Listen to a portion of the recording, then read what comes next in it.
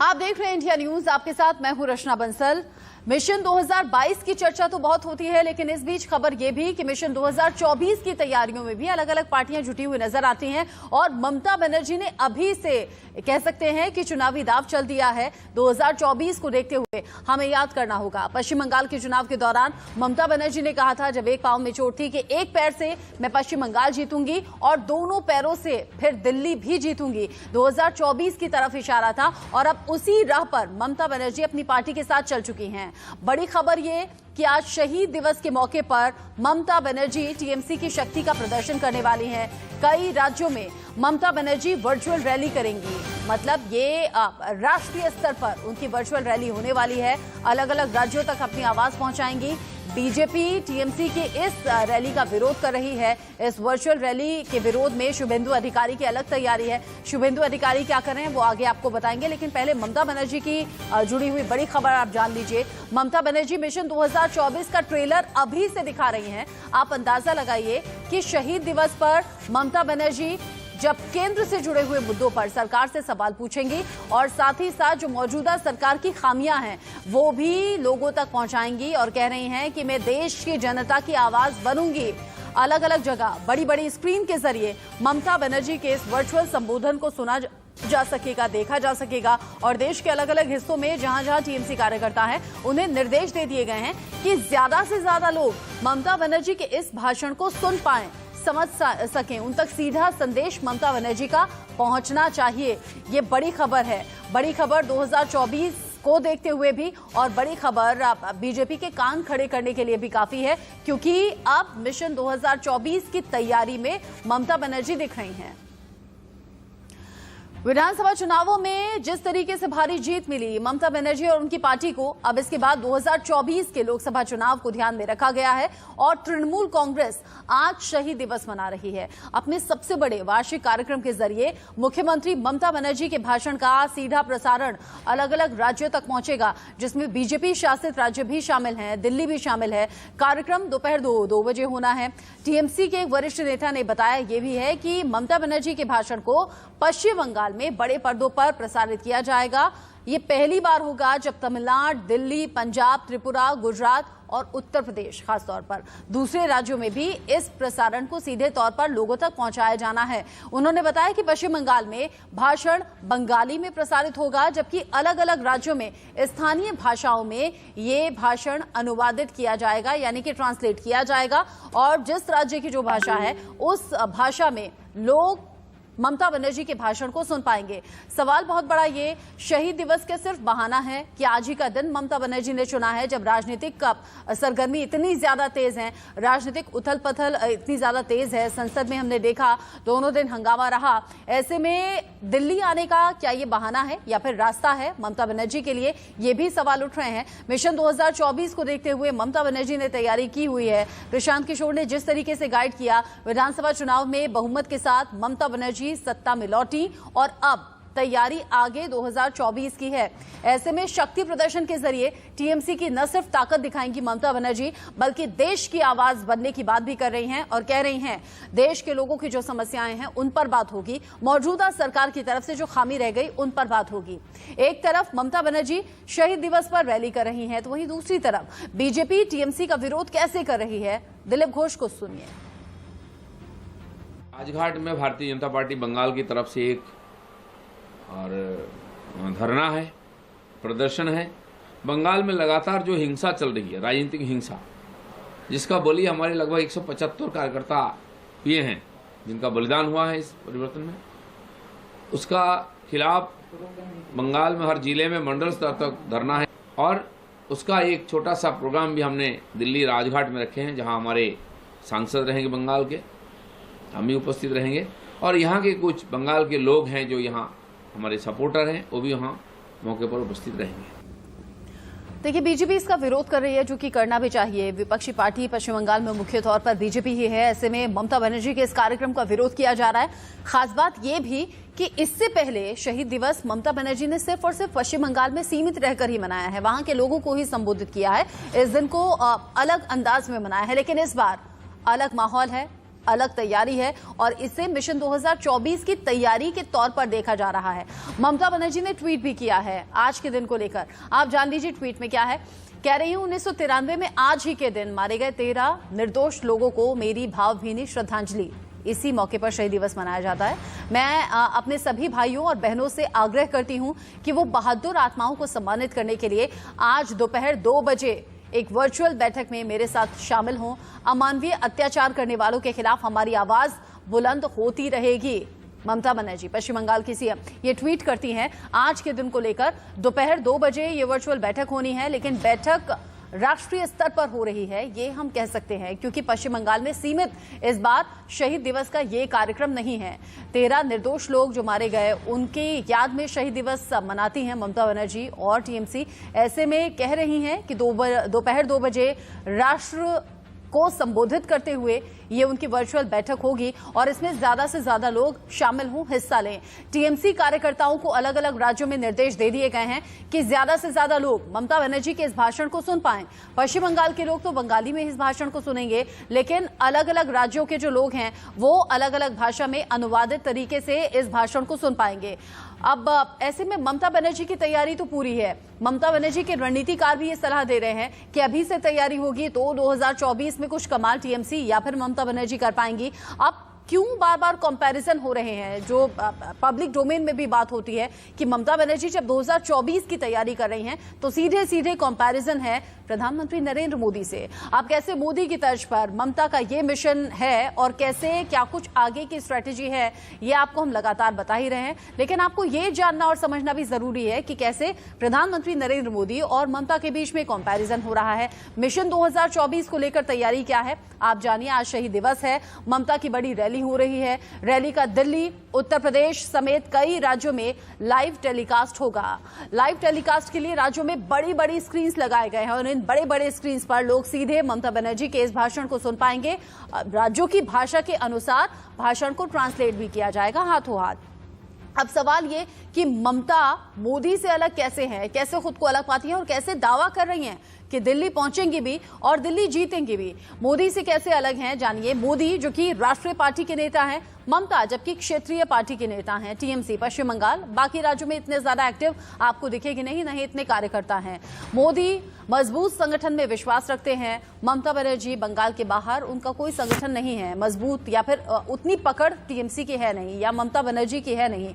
मोदी जो कई राज्यों में अपनी सरकारें चला रहे हैं और कई राज्यों में बीजेपी की सरकार चल रही है और अच्छे तरीके से चल रही है, जबकि ममता बनर्जी सिर्फ पश्चिम बंगाल में उनकी सरकार है और अब वो ख्वाब देख रहे हैं मिशन 2024 पर निकल पड़ने के, यानी कि दिल्ली जीतने के। मोदी विकास का गुजरात मॉडल हम सभी ने देखा है और विकास के नाम पर ही बीजेपी वोट मांगती भी है और जीतती भी है। ममता विकास को लेकर अगर सवाल किया जाए तो पश्चिम बंगाल में बहुत धीमी रफ्तार विकास की दिखती है और हालांकि वो कहती हैं कि पश्चिम बंगाल की सूरत भी बदलेगी, सीरत भी बदलेगी और विकास की रफ्तार यहां भी आगे तेजी से बढ़ाई जाएगी। हमारे साथ गेस्ट जुड़ गए हैं। ममता बनर्जी की इस कार्यक्रम को किस तरीके से देखा जाए, क्या वाकई बहुत दूर का सोचा है ममता बनर्जी ने, इस पर भी बात होगी। प्रियंका टिब्रेवाल हमारे साथ हैं, बीजेपी की प्रवक्ता। संजय सरकार टीएमसी के नेता हमारे साथ हैं। रमनीश वत्स हैं हमारे साथ, राजनीतिक विश्लेषक के तौर पर जुड़ेंगे और दीपक झा जुड़ गए हैं हमारे साथ राजनीतिक विश्लेषक के तौर पर। आप सभी का बहुत बहुत स्वागत है। संजय जी, पहला सवाल मेरा आप ही से है। ममता बनर्जी शहीद दिवस इससे पहले तो सिर्फ पश्चिम बंगाल तक सीमित रहकर मनाती थी, इस बार अलग क्या हो गया? क्या ये मिशन 2024 की तैयारी है?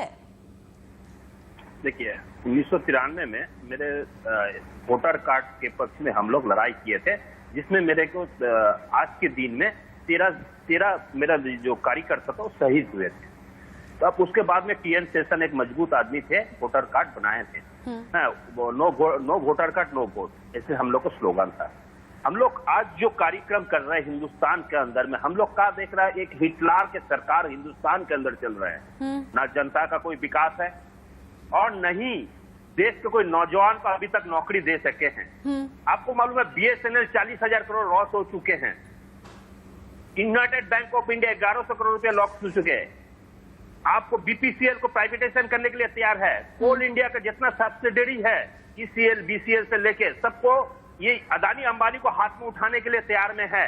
ऑर्डिनेंस में 41 फैक्ट्री में 76,000 आदमी काम करते हैं, उसको कॉर्पोरेट प्राइवेट सेक्टर करने जा रहे हैं। बैंक को प्राइवेट सेक्टर करने के लिए रेल को ऑलरेडी कर दिए हैं और अदानी रेल अभी से चालू होगी, अदानी रेल चलना चालू हो गए हैं। अगर ये देश को जनता इतना बड़ा तानाशाही में रख रहे हैं तो नौजवान सरकारी नौकरी करने के लिए सपना देखते थे, वो नौजवान कहाँ जाएंगे बताइए। ऐसी ही राय बीजेपी कह रही है, ऐसी ही राय बीजेपी टीएमसी और ममता बनर्जी को लेकर रख रही है। कह रही है पश्चिम बंगाल में तानाशाही चल रही है, हिंसा है कि खत्म होने का नाम नहीं लेती। हिंदुस्तान में चल रहे हैं। अच्छा, नरेंद्र मोदी का सरकार तानाशाही चल रहा है। तो आप बताइए 7 साल में कितना आदमी को नौकरी हुआ है, कितना पीएसयू को इसने बंद कर दिया है। आपको मालूम है बंगाल में 3 पीएसयू था, बंगाल केमिकल, ब्रिजेन रूप और इसके अलावा दुर्गापुर एलो स्टील, इसको भी बंद करने के लिए तय कर लिया। R&D raw material division Bengal में था, उसको उठा दिया। एक तरफ से बंगाल का जितना भी मतलब जो रॉ मटेरियल यूनिट जितना था, जो एक दुर्गापुर स्टील प्लांट के अंदर में थे, सेल के अंदर में जो थे, उसको हटा कर लेके गया। उसको किसको, एक बोकारो स्टील प्लांट के तरफ चला गया, एक राउरकेला स्टील प्लांट। बंगाल को तो ऐसा ही तनाशाही करने का किसने कर, भारतीय जनता पार्टी। देश को बचा नहीं पा रहे, देश को नहीं बचा। नौजवान प्रियंका जी से पूछ लेती हूँ, ठीक है प्रियंका जी, नहीं मिल रहा है। प्रियंका जी, टीएमसी का ऐसा मानना है कि मौजूदा सरकार ने जहां कोई कमी छोड़ दी, जहां कोई खामी छोड़ दी, उसी को मुद्दा बनाएंगे और 2024 में जीत का जो झंडा है वो फहराएंगे।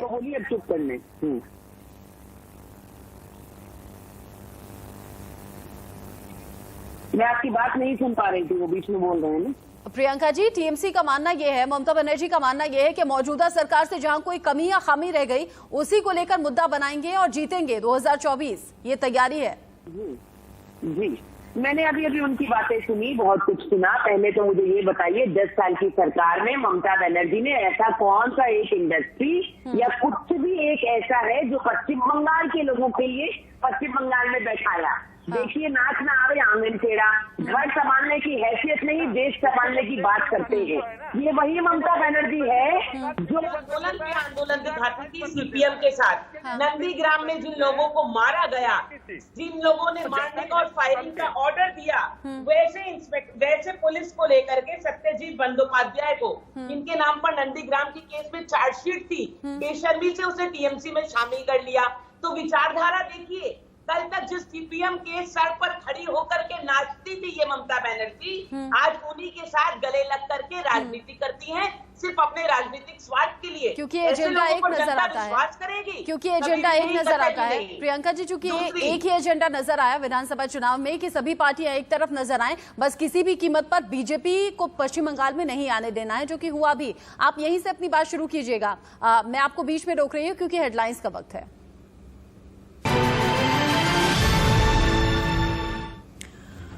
ममता बनर्जी आगे की तैयारी को देखते हुए आज शहीद दिवस मना रही हैं। अलग अलग राज्यों में ममता बनर्जी को सुना जाएगा और भाषा की कोई बाध्यता ना हो, इसीलिए अलग अलग राज्यों में वहां की जो स्थानीय भाषा होगी उसमें अनुवादित करके ममता बनर्जी का ये भाषण पहुंचेगा। मतलब किसी भी तरह से कोई लूप होल ममता बनर्जी अपने इस कार्यक्रम में नहीं दिखाना चाहती और अलग अलग राज्यों तक अपनी बात पहुंचाना चाह रही हैं। हमारे साथ मेहमान लगातार बने हुए हैं। प्रियंका जी, अपनी बात पूरी कर लें आप। रही थी। और दूसरा सबसे बड़ा नाम छत्रधर महतो, जिसपे मर्डर के चार्ज में वो अंदर थे, 10 साल जेल काट करके सीपीएम नक्सलाइट लीडर जब बाहर आए तो कहाँ गए? टीएमसी के द्वार। जो लोग जिनकी विचारधारा ये है, जो लोगों के साथ नहीं लेकिन राजनीतिक फायदे के लिए जीते हैं, वो देश का भला सोचेंगे। पिछले 10 सालों में ममता बनर्जी ने किसी भी सेंटर की स्कीम को पश्चिम बंगाल में लागू होने नहीं दिया, वो देश का भला सोचेंगी। और यहाँ पर जो वायलेंस फैला रही है उसके लिए एनएचआरसी कहती है कि रूलर्स लॉ है पश्चिम बंगाल में, तो जिनके हाथ खून में रंगे हो वो देश का भला सोचेंगे, वो देश के हित में सोचेंगे, नहीं सिर्फ अपनी राजनीतिक रोटियां सेकने के लिए। ये सारी पार्टियां जो है विपक्ष की, ये एक हो रही हैं क्योंकि इन्हें पावर चाहिए, इन्हें पैसा चाहिए, इन्हें जनता से कुछ लेना देना नहीं। ठीक है दीपक जी, विधानसभा चुनाव में, ठीक है संजय जी एक सेकेंड, दीपक जी विधानसभा चुनाव में ये तो हमने देखा था, जो तमाम पार्टी थी वो एक तरफ आ गई थी, बीजेपी एक तरफ थी, तब सभी पार्टियों ने जी जान लगा दी कि बीजेपी किसी कीमत पर ना आए। उसी के चलते हमने बाकी पार्टियों को देखा, टीएमसी तो एक्टिव थी। मुझे बिल्कुल भी। अच्छा, दीपक जी नहीं सुन पा रहे हैं। दीपक जी आवाज ठीक करा रही हूँ मैं ठीक करा रही हूँ। मैं रमनी जी से तब तक बात कर लेती हूँ। रमनी जी, प्रियंका गांधी जब 2024 की तैयारी कर रही हैं तो सबसे पहले सवाल तो पश्चिम बंगाल की हिंसा को लेकर उनसे पूछा जाएगा। जी हाँ, देखिए रचना जी, सबसे पहली बात आपको तो धन्यवाद मैं देना चाहता हूँ कि इस तरह के टॉपिक पे आपने चर्चा करी है आज। और रचना जी, मैं पूछना चाहता हूँ कि आप 200 कार्यकर्ता जब जेपी और आरएसएस से मारे जाते हैं, उनका कत्लेआम होता है, और इस तरह की घटना देखिए, आप सबसे पहले तो सीपीआईएम करती आ रही थी, वामपंथी सरकार 34 साल जो रक्त राजनीति जो करती आ रही थी, वही इन्होंने उसी परिपाटी को आगे बढ़ाने का काम किया। वो है ममता बनर्जी, टीएमसी, और आज वो शहादत दिवस और शहीद दिवस मना रही हैं। हाँ। आप बताइए कि नंदग्राम में घटना हो जाती है, उस समय 14 मार्च 2007 को वो घटना होती है, वहां पे नंदीग्राम में कभी शहीदी दिवस मनाने नहीं जाती है। हाँ। वहां पे जो मजार बने उसके ऊपर वो शहीदी दिवस मनाने नहीं जाती है। आज ये कांग्रेस की यूथ कांग्रेस के जो कार्यकर्ता 13 जुलाई को जो मारे जाते हैं, उसके ऊपर उन्होंने, यानी कि शहादत ये किसके ऊपर करती मतलब है? आपको ऐसा लगता है कि शहीद दिवस में भी राजनीति तलाश रही है और राजनीति कर रही है ममता बनर्जी? दीपक जी, अच्छा इन्होंने नाटक दीपक जी, राजनीतिक हिंसा आड़े आएगी 2024 की इस लड़ाई में ममता बनर्जी के सामने? देखिए रचना जी, एक बात मैं आपको बताना चाहता हूँ। अभी थोड़े दिनों पहले उत्तर प्रदेश के मुख्यमंत्री ने घोषणा किया था कि अयोध्या में हम कार सेवकों के नाम पे रोड का नाम रखेंगे और उनको शहीद का दर्जा देंगे। ये आपको भी पता है, पूरे देश को पता है। ममता बनर्जी वहां पे अब शहीद दिवस मना रही है। तो ये हो क्या रहा है देश में? आपने सुना था कि जो बॉर्डर पे लोग लड़ते हैं, देश के लिए जान दे देते हैं, हमारे वीर सैनिक जो होते हैं, पुलिस में हो, आर्मी में हो, पैरामिलिट्री में, उनको शहादत का दर्जा दिया जाता है। ये हो क्या रहा है? नरेंद्र मोदी और योगी जी अपने कार्यकर्ताओं की मौत पे शहीद दिवस मनाएंगे, शहीद मार्ग बनाएंगे। ममता बनर्जी अपने कार्यकर्ताओं की मौत पे। तो देश की कौन सोचेगा? तो दोनों ही ठग हैं, दोनों ही जुमलेबाज हैं, दोनों ही देश को बरगलाना चाहते हैं। और मैं देश की जनता से आगाह करूंगा कि ऐसे ठग लोगों से बच के रहना चाहिए। नरेंद्र मोदी जी ने खुलेआम भाषणों में कहते थे महंगाई कम करेंगे, भ्रष्टाचार कम करेंगे, विकास करेंगे। आप बता दीजिए, मैं कोई बहुत बड़ी बात नहीं, आज देश में महंगाई कहाँ पर है सबको दिख रहा है। तो कुछ कहने को है नहीं, हाथ कंगन को आरसी क्या, पढ़े लिखे को फारसी क्या। तो पूरा देश देखता है कि नरेंद्र मोदी जी बोलते कुछ है, होता कुछ है। अभी कल बयान दिया है कि किसी की मौत ऑक्सीजन से नहीं हुआ, तो अब मौत हुई कैसे? लाखों लोग मारे गए इस देश में, कैसे मौत हुई? तो दोनों ही झूठे हैं, दोनों का विकास मॉडल। मतलब आप कह रहे हैं मौजूदा सरकार की जो कमियां हैं वो तो जनता को दिख रही है, लेकिन अगर ममता बनर्जी को लगता है कि इसका फायदा उठा लेंगी तो उसमें भी रास्ते में कई रोड़े हैं। संजय सरकार जी, आगे तैयारियां क्या हैं, कैसे हैं, ममता बनर्जी के दिमाग में क्या चल रहा है, इस पर आपसे बात होगी, आपसे सवाल मैं करूंगी। आप सभी रहिएगा हमारे साथ। वक्त फिलहाल एक बहुत छोटे से ब्रेक का हो गया है, लौटेंगे।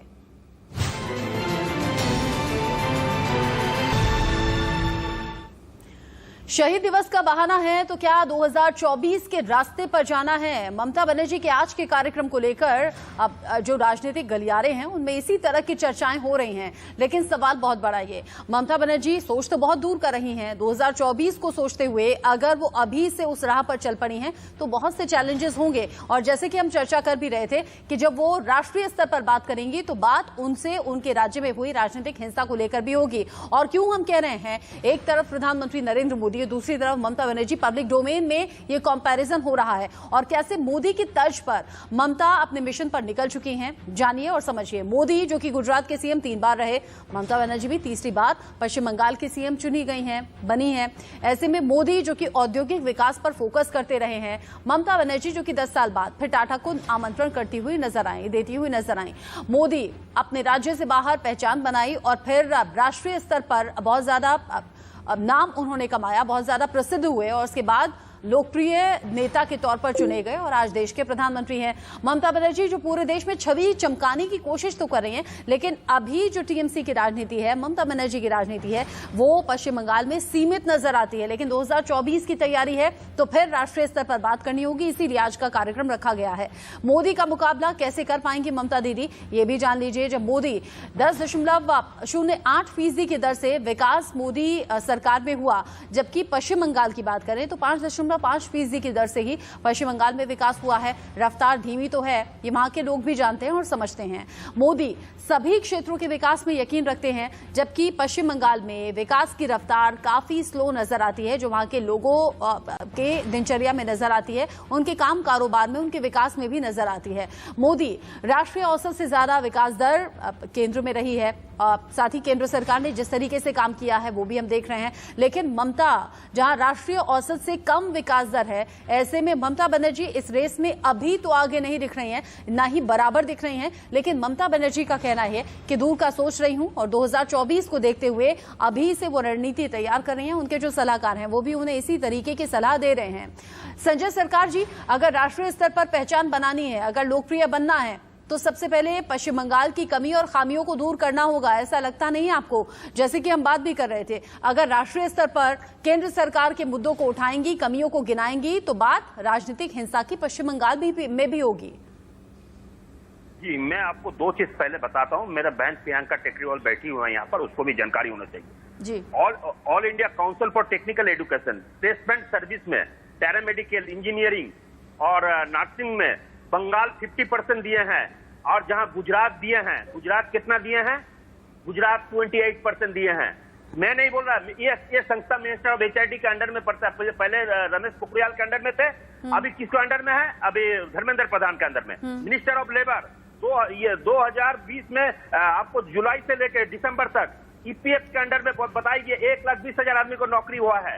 ये किसके अंदर? EPF किसका? मिनिस्टर ऑफ लेबर किसके अंडर में? EPF किसका? मिनिस्टर ऑफ लेबर के अंडर में पड़ता है। कौन मंत्री थे? संतोष गंगवार मंत्री थे। और हिंसा का राजनीति के बारे में आप बता रहे हैं ना। उत्तर प्रदेश में पंचायत चुनाव में 15 आदमी को मौत हुआ है। महिला को सब किस तरह से बदसलूकी किया गया, कपड़ा उतार लिया गया। दुर्योधन दुशासन का सरकार कर रहा पर द्रौपदी को जैसे तरह से कपड़ा उतार दिया, तो उसी तरह से कपड़ा उतार दी गई थी। और रह गया गुजरात मॉडल। गुजरात मॉडल में बताते हैं, गुजरात में एक टीचर को 4 साल का कॉन्ट्रैक्ट में लेता 5,300 रुपया देते हैं। और गुजरात में एक वक्त खाना, गांधीनगर का खाने का कीमत है 150 रुपया। एक आदमी 150 रुपया गुजार सकता है। मेस बना अमित शाह को जो गांव पर, तो वहां पर एक स्कूल है, 612 स्टूडेंट है, 3 टीचर से पढ़ाया जाता है। हम लोग पूरे 3 टीचर कैसे पढ़ाते? बोला हम ऑडियो में पढ़ाते। देश का भविष्य ऑडियो में पढ़ेंगे? तो जानकारी नहीं है। बंगाल में पहले राजनीतिक हिंसा किसने शुरू किया था? भारतीय जनता पार्टी ने। कब शुरू किया था? 2019 में 5 फरवरी के दिन मेरा नदिया ऋषि को, सत्यजीत बिश्वास को, मेरे विधायक को हत्या कराया था। किसने कहा था? भारतीय जनता पार्टी। पक्का किसने? भारतीय जनता पार्टी। हिंसा का राजनीति बोलो। हरिश्चंद्रपुर, जहाँ पर भारतीय जनता पार्टी मालदा में कैंडिडेट खड़ा हुआ था, उसको गोली किसने चलाया था? उसको मंडल अध्यक्ष निताई मंडल ने गोली चलाया था, हमने नहीं।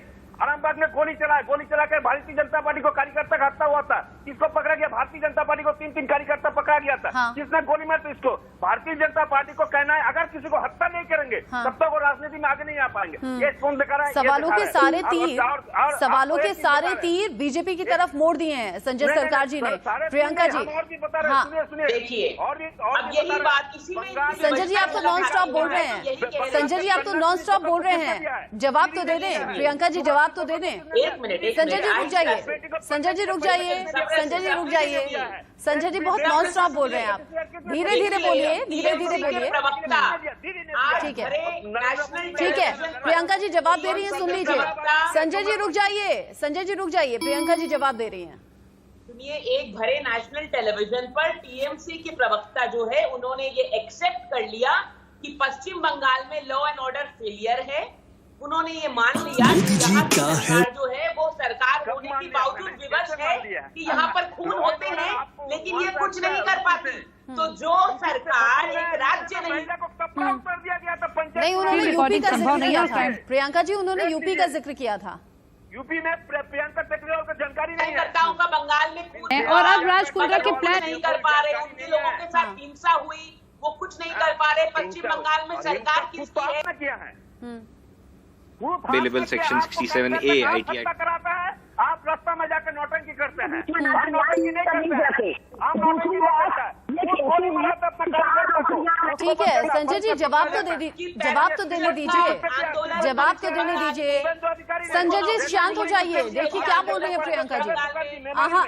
नहीं संजय जी नॉन स्टॉप बोलने से नहीं होगा, समझ नहीं आएगा। संजय जी शांत हो जाइए। वो आंदोलन करते हैं पश्चिम बंगाल में, उनके लिए नौकरियां नहीं, 1 लाख से ज्यादा यहाँ पर सरकारी नौकरियां खाली है, मगर टीएमसी जो है उनको नौकरियों पे नहीं लेती, इसलिए उन्हें कोर्ट जाना पड़ता है। पहली बात ये, इन्हें उत्तर प्रदेश की औरतों के लिए जो चिंता हो रही है वो पश्चिम बंगाल की औरतों के लिए नहीं, पश्चिम बंगाल की औरतों का जब बलात्कार होता है तो ये सबूत मांगते हैं। क्यों पश्चिम बंगाल की औरतों की इज्जत नहीं है? वो कह रहे हैं कि राजनीतिक हिंसा तो बीजेपी ने शुरू की थी। वो कह रहे हैं ये सब कुछ बीजेपी ने शुरू किया। जवाब मांग रही हूँ कि पश्चिम बंगाल में सरकार किसकी है? अगर किसी भी तरह की हिंसा वो रोक नहीं पाती, सरकार किसकी है? 300 से ज्यादा नाम हमने बताए। बिल्कुल सही बात है, भारतीय जनता पार्टी बिल्कुल सही बात है। संजय जी, इस पर तो जवाब देना होगा। संजय जी सुनिए ना, संजय जी सुनिए ना, चुनाव के दौरान जो हुआ सो हुआ, चुनाव के दौरान जो हुआ सो हुआ। अब तो सरकार में आप हैं, फिर क्यों नहीं राजनीतिक हिंसा खत्म हो रही, क्यों नहीं कानून व्यवस्था दुरुस्त हो रही?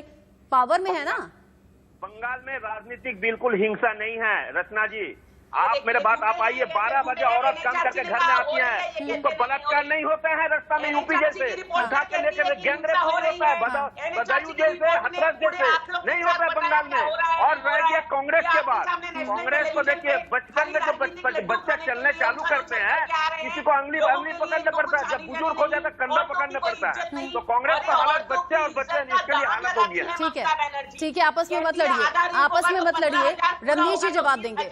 रमनीश जी, राजनीति में हिस्सा लेना सभी का अधिकार है। अगर ममता बनर्जी को ऐसा लगता है 2024 में किस्मत आजमानी चाहिए तो बहुत अच्छी बात है, लेकिन आपको लगता नहीं पहले पश्चिम बंगाल के इन सभी मुद्दों को सुलझा लेना चाहिए था, जो बाकी पार्टियां सवाल उठा सकती हैं, जो कि डिबेट में भी इस वक्त उठ रहे हैं? लोग कह सकते हैं पहले अपना पश्चिम बंगाल तो संभालिए, फिर आप देश की बात करिएगा।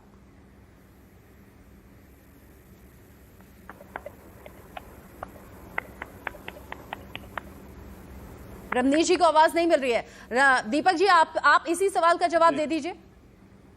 जी देखिए, ममता बनर्जी हो या कोई देश का अन्य मुख्यमंत्री हो, अपने राज्य में वो चुनाव जीत रहे हैं, जनता प्रिय। जो भाजपा के लोग तर्क देते हैं कि मोदी जी चुनाव जीत रहे हैं, हम जीत रहे हैं, तो सब चुनाव जीत के ही नेता बनते हैं। किसी ने गिफ्ट में किसी को कुछ नहीं दिया है, समझिएगा। तो सबको सपने देखने का अधिकार है, सबको अपने तरीके से काम करने का अधिकार है। आज ये मुद्दा नहीं होना चाहिए कि ममता बनर्जी पूरे देश में रैली कर रही है या स्क्रीनिंग कर रही है। नरेंद्र मोदी जी पूरे देश में स्क्रीनिंग कर चुके हैं। जब बिहार और असम था तो पूरा देश देख रहा था कैसे करें। तो ममता बनर्जी मत बोलिए ना, संजय जी बीच में मत बोलिए, संजय जी बीच में नहीं, संजय जी बीच में नहीं, बीच में बोलते हैं ना तो और नहीं, बीच में बोलते हैं नहीं, औरों की बात समझ में नहीं आती। नहीं लगता है कोई नहीं, दीपक जी ऐसे नहीं, उम्र में बड़े हैं, नहीं सम्मान कीजिए, ऐसे शब्द उम्र में बड़े हैं, बहुत सम्मान है। नहीं, आप आराम से कहिए, आराम से कहिए, ये सभ्य भाषा नहीं है, सभ्य भाषा तो है नहीं। संजय जी आप शांत रहिएगा, दीपक जी बोल रहे हैं। संजय जी के बीच में मैं तो बोला नहीं, यहाँ पे कूद के आ रहे हैं बीच में। मैं कहना चाह रहा हूँ, देश में रैली करने का अधिकार सबको, चाहे टीवी स्क्रीन से करे चाहे जैसे करे, लेकिन आज मुद्दा ये नहीं होना चाहिए ममता बनर्जी के क्या ख्वाब है, मोदी जी के क्या ख्वाब है। आज मुद्दा ये होना चाहिए कि जो बलात्कार हो रहे हैं बंगाल में कैसे रुकेंगे। बलात्कार इतनी ज्यादा घटनाएं उत्तर प्रदेश में हो रही है, वो कैसे रुकेंगे? नहीं रुक रही है। सिर्फ आप टीवी स्क्रीन पे जनता को मन की बात करने से क्या सुशासन आ जाता है? नहीं आता है। आज इस पे हमें बहस करने की जरूरत है, चाहे ममता बनर्जी हो, चाहे नरेंद्र मोदी जी हो, चाहे योगी आदित्यनाथ हो। ये तीनों लोग अपना चेहरा चमकाने में माहिर हैं। चेहरा कैसे चमकाया जाए, मीडिया को कैसे डरा धमका के मीडिया को अपने मन की बात पहुंचाई जाए, तो इनको पूरी तरीके से एक महारत हासिल है। वास्तविक मुद्दों को कैसे गायब किया जाए धरातल से। बंगाल की बेरोजगारी, बंगाल की भुखमरी पूरे देश जानता है। उत्तर प्रदेश में आए दिन बलात्कार की घटनाएं हो रही हैं, किस तरह से वहां लूटपाट और जातिवाद का कार्ड खेल रही है भाजपा, ये पूरा देश देख रहा है। तो जातिवाद और धर्म का चोला उतारे और देश को समझाएं कि इन्होंने विकास के नाम पे क्या किया, भ्रष्टाचार को रोकने के लिए क्या किया, देश में इन्होंने कितने लोगों को नौकरियां दी, इस पे बताएं। मतलब दीपक जी को लगता है कि दोनों ही पार्टी ठगती है लोगों को, और दोनों ही पार्टियों ने लोगों की भावनाओं के साथ खेला है। वादे किए लेकिन निभाए नहीं। रमनीश जी, ये जो चेहरा रचना जी 10 सेकंड, चूंकि हाँ रमनीश जी नहीं बोले, 10 सेकंड में दीपक जी खत्म कर, 10 सेकंड में खत्म कर दें। प्रियंका जी आप बताइए, डीजल पेट्रोल का रेट क्या है? डीजल पेट्रोल का रेट क्या है बताइए ना। खाने के तेलों की कीमत क्या हो चुकी है? महंगाई किस चरम पे? आदत ये होती है ना, आप लोग अपनी पार्टी की बात ना करके, अपनी पार्टी की भविष्य की बात ना करके, अपनी पार्टी के मुद्दों को ना गिना के एक दूसरे पर सवाल खड़े करने लगते हैं, और ये मुझे लगता है पूरा वक्त जाया हो जाता है दूसरों की कमी निकालने में। अपनी पार्टी की बात कोई करता नहीं। रमनीश जी, चेहरा चमकाने की राजनीति लोगों को समझ आती है क्या? आप देखिए रचना जी, यही काम कर रही ममता बनर्जी। सबसे पहली बात तो मैं कहना चाहूंगा, मुंगेरी लाल के हसीन जो सपने ये देखना छोड़ दें, क्योंकि सबसे पहले बंगाल इनसे संभल नहीं रहा है। लॉ एंड ऑर्डर आप देखिए कितने निचले स्तर पे है, कितने सारे कार्यकर्ता मारे जाते हैं। आप देखिए जैसे चुनाव जीतती है उसके बाद लोग जो है वहां से पलायन करना शुरू कर देते हैं आसाम की और अलग अलग देश के अलग अलग कोने में। और यहाँ पे दीपक झा जी, आप बहुत अच्छा लगा मुझे कि आप कहीं न कहीं आप ये कोसते नजर आए ममता बनर्जी को, लेकिन ये आप कांग्रेस पार्टी, आप अपने जो नेता है उनको क्या संदेश देना चाहेंगे कि आज वो शहादत दिवस जब मना रही है ममता बनर्जी, तो उनका साथ देने के लिए ममता बनर्जी के मंच पे कांग्रेस के नेता जा रहे हैं आज, उनके ऊपर आपका क्या कहना है? बसपा हो, सपा हो, सारे के सारे नेता एकजुट होने कॉन्स्टिट्यूशन क्लब ऑफ इंडिया में आप जाइए, वहां पे कांग्रेस के नेता भी मौजूद रहेंगे। आप देखिए कि दोहरी तरह की राजनीति ये लोग करते हैं कांग्रेस। अरे भाई, यहाँ पे टीवी पे बैठते आप कुछ कहते हैं और आपके नेता आज देखिए उनका साथ दे रहे हैं। संजय सरकार जी, आपसे ये पूछना चाहता हूँ कि आप बहुत सारी गलियों में रहते, गुजरात मॉडल के बारे में आप क्या जानते हैं? गुजरात मॉडल ही एकमात्र ऐसा मॉडल बना गंगा नदी में जाके डुबकी लगा दीजिएगा, क्या कहना है पता है? हवाई बातें करते हैं। फिर आप लोगों ने वही तरीका शुरू कर दिया, सबने एक साथ बोलने का, किसी की बात ऐसे समझ नहीं आती। ठीक है, इस चर्चा में हमारे साथ रहने के लिए बहुत शुक्रिया प्रियंका जी, संजय जी, रमनीश जी और दीपक जी। अब चर्चा इसलिए ज्यादा जरूरी थी क्योंकि 2024 को लेकर बात हो रही है। 2024 यानी कि देश के लिहाज से राजनीति पर बात हो रही है। सभी पार्टियां अपनी अपनी जुगत में तो लग गई हैं, लेकिन उम्मीद है देश के लोग बहुत सोच समझकर अपने मत का इस्तेमाल करेंगे और ये जो चेहरा चमकाने वाली पॉलिटिक्स है इसे पहचानेंगे। कौन अपने फायदे के लिए आपको ठग रहा है, आपको वादों को सपने तो दिखा रहा है लेकिन उन वादों को पूरा किया नहीं जाता। ऐसे कौन से नेता हैं, अभी से अपनी लिस्ट रखिएगा। कौन सा नेता आपके लिए काम कर रहा है, कौन सा नेता आपके काम आया, इन सब बातों की लिस्ट रखिएगा, 2024 में काम आएगी। वक्त छोटे से ब्रेक का हो गया है, लौटेंगे।